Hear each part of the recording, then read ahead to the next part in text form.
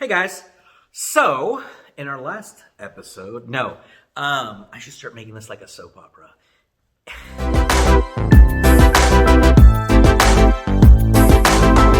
Thanks for coming back, and I hope you're enjoying the content, whether it be Monster Girl interviews, behind the scenes, tutorials.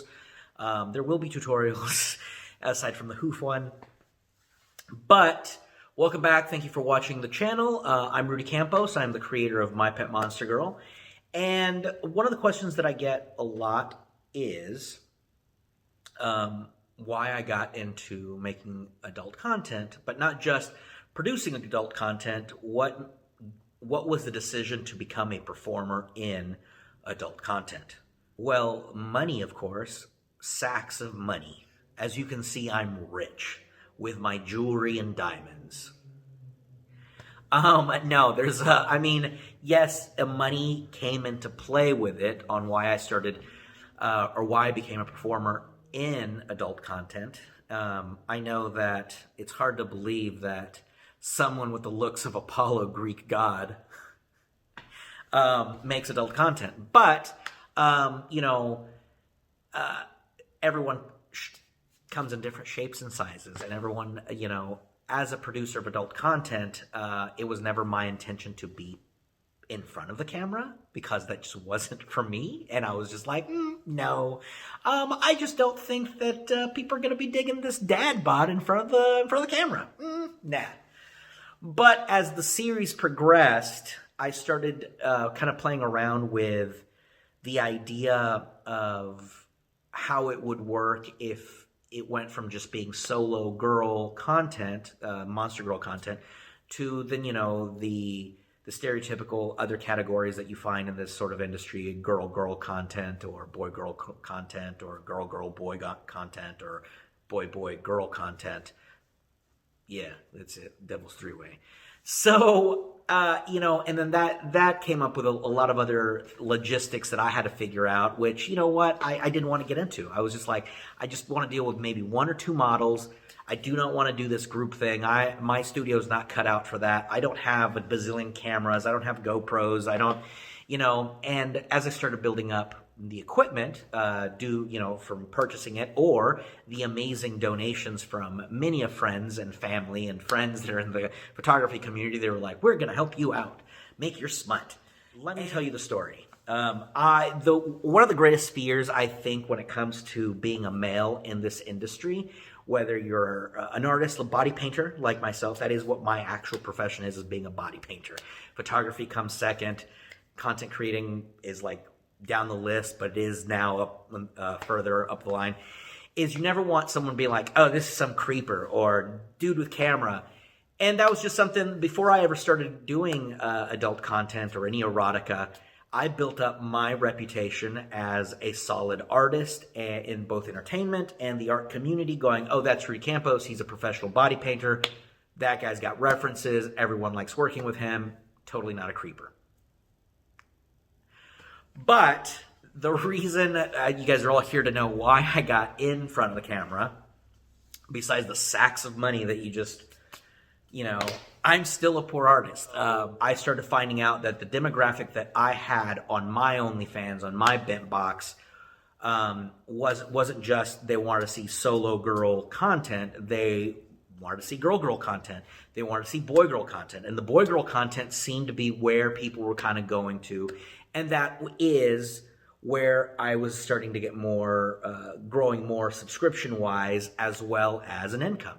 And we're on OnlyFans, whether you're the model, the producer, whatever. We're on OnlyFans because we are making it an income.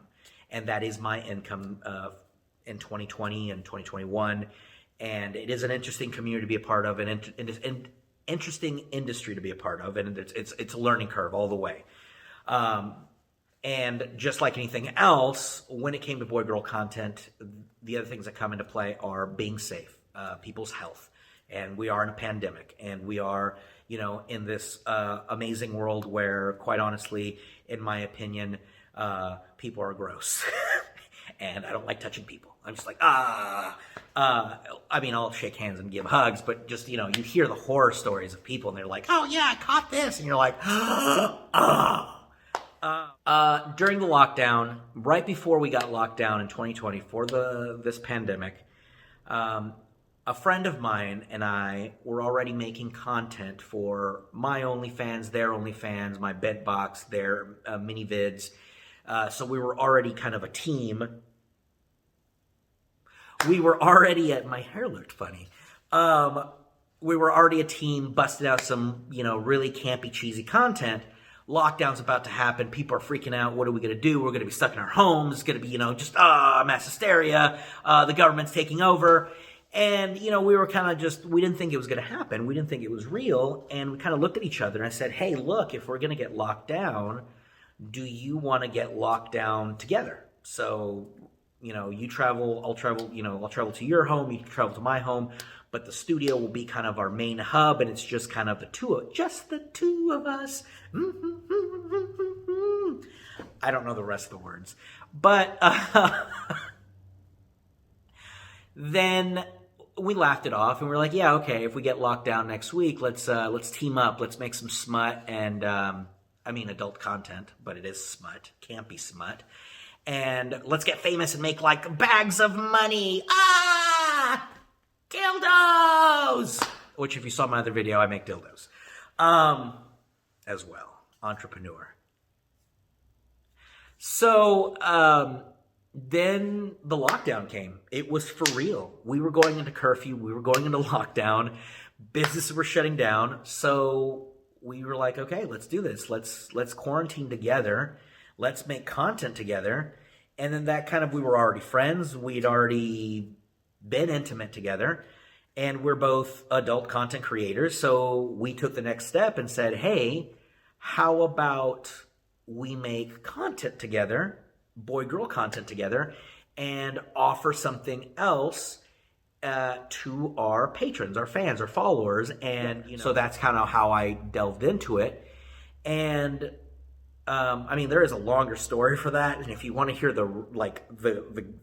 there's a better story and part of that professional explanation, but I will release that on OnlyFans if you want to hear that story because it is hilarious. So we shot content together, and what I found out was people do like boy-girl content. Imagine, yeah, they build an entire industry out of that. But the person that I am, it takes me a while to sit down, edit videos, edit pictures, yada, yada, yada, and I'm constantly doing other projects. So some of my boy-girl content videos I held on to because I had other photos and photo sets and video sets in the queue line. So I didn't get to release my boy-girl content things until like maybe 5-6 months later. And when I did, that's when it was, my fans were like, this is amazing, are you doing any more? And I was like, ugh. So, but let me get back to it. The partner that I had, friend slash partner, lockdown ended. They went back to work, but they moved away. So I lost the person that I was making content with during lockdown, during the quarantine. That is a lot on me. If I'm setting up the studio the day beforehand, I'm painting the sets, I'm making the props, I'm painting the prosthetics, prepping the wigs, getting the wardrobe ready, then taking the photos, then doing the video, then making sure that we have food and drinks and everything while we're doing the set, making sure everything's great, remembering to get all the paperwork and everything filled out, then social media. It's a lot within those 2 days of one shoot. And if I have to shoot a scene as well, some of these shoots take between 6.5 hours to 12 hours, depending on the monster that we're making, the body paint, the level of detail, the props, the prosthetics.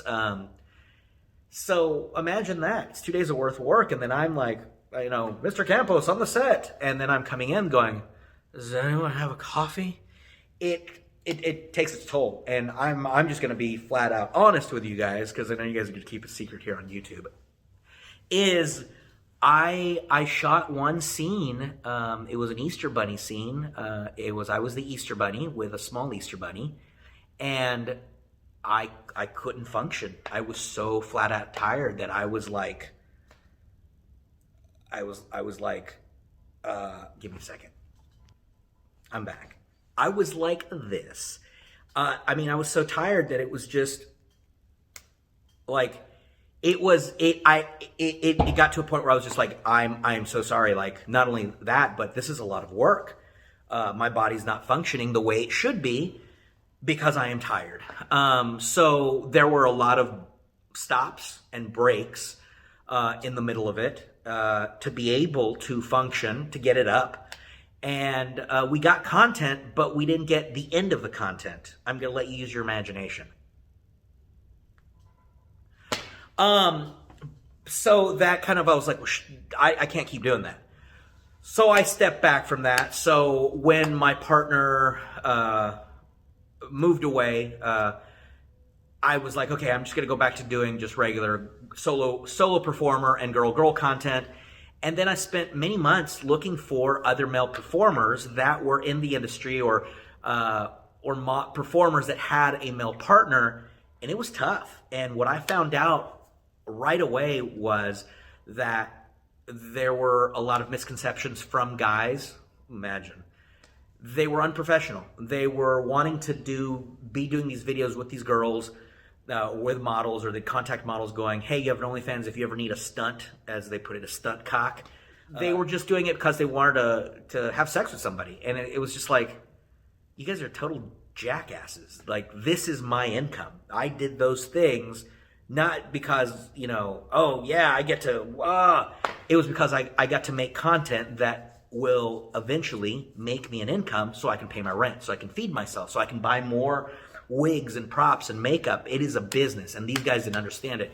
And just left and right, I would run into random dudes who were like, oh, if you ever need it. And I was like, no. And I even had friends that approached me, and they were very unprofessional about it. And I was just kind of insulted, and I was just like, no, man, whatever. I've only met probably 2 male performers in the 2 years that I've done this that are professional, do it for a living, and understand that it takes a lot of energy and that you have to get those shots. So, I was lucky enough to get to work with those gentlemen right there because they understood what it was. It was a job. It was an income. It was part of their life. So it took many months, and I was just kind of to the point where I just didn't want to do this.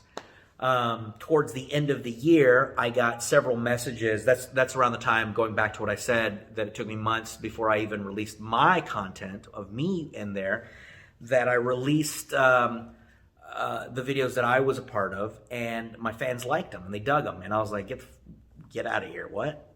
No, maybe you need your eyes checked, sir or madam, or both. People, I don't know. So the fans had sent me, a couple of fans sent me emails going, hey, I saw those 2 videos. They were really cool. They were really cheesy. I liked them. I got different responses from like what the video, the content did for them, which I was like, okay, cool. And they asked me, hey, are you doing any more boy-girl content? And I was like, hey, look, I'm currently looking for more male talent. It's not just finding males. It's also making sure that your female talent is also okay with the male talent, and that they meet each other. And then there's also paperwork exchanged, and health is something to think about. And we're in a pandemic, so everyone has to be tested negative. And it's a lot of stuff that I didn't want to get into when I initially started the series. I was like, that's a lot of work. I'm just going to take pictures and have an art book one day. Not be a full-on producer that has to think of all this jazz. But it was really flattering, and it helped, kind of, I was like, oh, wow, okay, you guys are asking, and because they were like, no, are you going to do more boy-girl content? And I was like, oh, no way, me, that's really cool, flattering. And it was just something that I was trying to back away from because it is exhausting, and it was exhausting, and it was exhausting, but that was cool that I was starting to get a fan base on my own OnlyFans that I was producing that thought that was cool. And I reached out to a couple of performers. First, I went on a rant on Facebook on how men are unprofessional, and it is very hard to find professional men for this industry that aren't a bunch of fuckboys. And a couple of my friends reached back out to me that were in the OnlyFans industry, and they said, oh, hey, I didn't know you were looking for somebody. Would you like to make content with me? and I got to sit down with 3 different performers that, were also looking for male talent. We talked about it. We ran through everything that what we all needed and what we were all expecting. And it was really cool. And I got to shoot some more boy-girl content. And it was really cool. But before I branched out into doing that with anyone else from my former partner that I had earlier in the year, I had to think about why I was doing it. And what was it that I was doing to? And I had to kind of sit down with other models and performers and ask them, why are you doing this? Aside from an income of OnlyFans or BentBox or your subscription site, why are you doing this? And, some people were just like, I'm just doing it because it's a job. And other people had more in-depth, it was helping them to empower themselves or to help them with some insecurities or to feel liberated from something that they had gone through or feel like someone else, or it was just an experience to do so that way they could look back on, on it when they were, 80, 90 years old and be like, grandma did that. That's grandma in those videos. And, I had to sit down with myself and go, before I do any more boy-girl content, we're out of this lockdown, we're out of a pandemic. So now things are kind of hopefully getting back to normal. If I do this, I'm in it. I've invested, I've committed to doing this not only as a producer, but also being a performer in front of it, whether I'm in monster makeup or not. That's me. People are going to know, oh yeah, that's this jerk. That's him in the gorilla suit. Oh yeah, that's him in that giant Godzilla outfit. It's campy. So campy. And, I didn't want to do it for the wrong reason, saying, I'm just doing it for money. Well, it's not a wrong reason. And doing it for money is not a wrong reason. If it is a job, it is your job and it's an income. But the other thing was, I guess I was very hesitant about it because of the culture that we're in and people going, well, that's just a guy with a camera, or that guy's a creeper, or that guy's only doing it to yada, yada, yada. But I wasn't. I was doing it because, yes, it's my job, but then also I was looking at it from the point of view of some of the models that I work with. And yeah, it is liberating. And it is awesome to feel good in your own skin, which, just a minute, sorry, I have an itch in my back. Which, it feels good to be in your own skin. It also feels great to this year I packed on some pounds because of COVID. And it feels really great to then have your fans go, you know what, you looked awesome in that monster suit, and not going, dude, your love handles, yikes. No, they were like, dude, dad bod, rocking it as, space dad, whatever. And I thought that was pretty cool. And you know what? I've been an artist for a long time now. I was like, oh, it's a long time if I can't remember how many years. And I've gotten to do everything that I've wanted. And I've had no pushback from my corporate clients because they understand that I separate my corporate persona from my artist persona. And they, I'm an artist. I'm not going to say, oh yeah, I'm famous, whatever. I'm back of house. If you're going to hire me, I'm in the back. I'm in a green room somewhere. I'm not up in the front dealing with your client's client. So, and everyone's been super supportive of it, but I also want to look back in my life and going, hey, you know what? I lived life to the fullest and I did that, But, another part of it was, yes, my fans wanted this sort of content. I was having a tough time finding professional people for it. So I stepped up to the plate and I was really, really nervous about it. And I did it. And it's out there. And I'm making a little bit more money, Oh, you don't see it? Yeah, it's very little. And I'm fine with it. And it has been liberating. And it is flattering to have fans going, that's cool. Like, you look good. And I'm like, me? What? So it's been pretty cool. But it's also been a motivator because it's a motivator to get back in shape. It's a motivator to make even cooler masks and suits. But also what's great is by adding the boy-girl content, there are, and I will explain in another video, on how I cheat the camera in case I'm low energy. That's where those fake dildos come in. As opposed to real dildos, I suppose. But that's where my dildo company comes in to, as my backup in case I am tired. But also, I've been blessed enough that recently I have found other performers that are males that have OnlyFans that will be working with me. And I have found couples that have OnlyFans that are in the industry that work together. And I'm just like, oh, awesome, guys. Now I'm finding people. It's just really cool. Like, once you put yourself out there, then you're opening other doors to find like-minded people that you can work with. So, but that's it. But in another video, I'll explain to you kind of some of the horror stories, not horror stories, but what happens when things don't work. Your penis.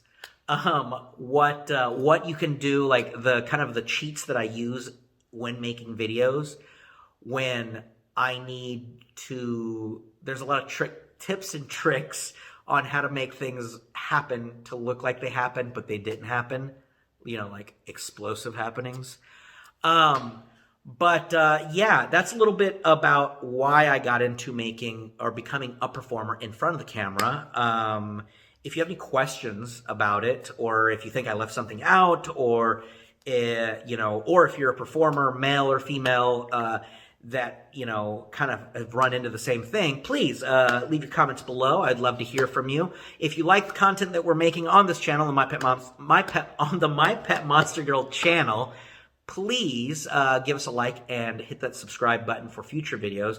I'm going to be, since this is the brand new year, I'm going to have the models on, so that way we can get some of the models talking to you outside of makeup on what it's like to be a monster girl. So, yeah.